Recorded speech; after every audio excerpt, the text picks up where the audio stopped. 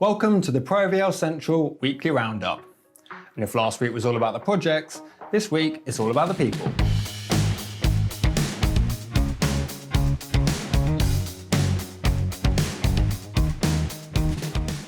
Perhaps they had taken note of the positive news coming from AVIX's industry reports in recent weeks, but a number of movers and shakers have been announced, both regionally and internationally.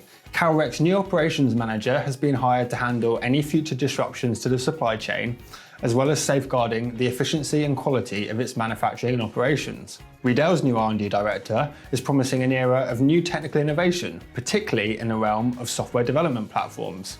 And Analog Way is ramping up its APAC presence with a new vice president. Middle East distributor Venutech has also expanded its video engineering department in order to support the increasing portfolio of video solutions it has now begun to offer. Further proof of companies adapting, or being forced to adapt, has been in the increased number of partnerships and product co-integrations as they seek to diversify their market offerings. For D&B, this has meant teaming up with theatrical sound specialist Autograph to co-develop a solution to pipe multi-channel crowd noise into empty stadiums via D&B speakers and the DS100 signal engine.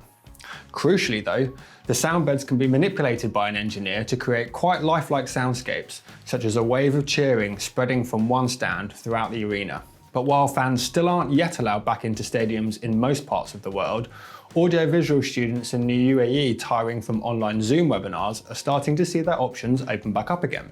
In the last 2 weeks alone, in-person training has resumed for mic manufacturers Shaw and Sennheiser, and Procon Middle East exclusive AVL Titan workshops are once again open for a lucky few students.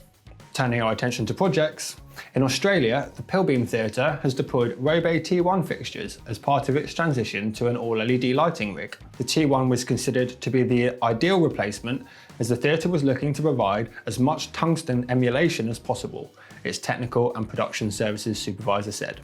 But on a more personal level, we've been following the various We Make Events campaigns to support the live events industry quite closely recently, which this week gained some notoriety from One Direction's Niall Horan, who is planning a one-off live-streamed concert at the Royal Albert Hall. Elsewhere, hundreds of live events workers stood together in Milan's Central Square. It was really quite the sight to behold. We'd love to hear more about future initiatives being planned to help raise awareness for not only the live events industry, but also other struggling sectors of our business. Till next week, stay safe.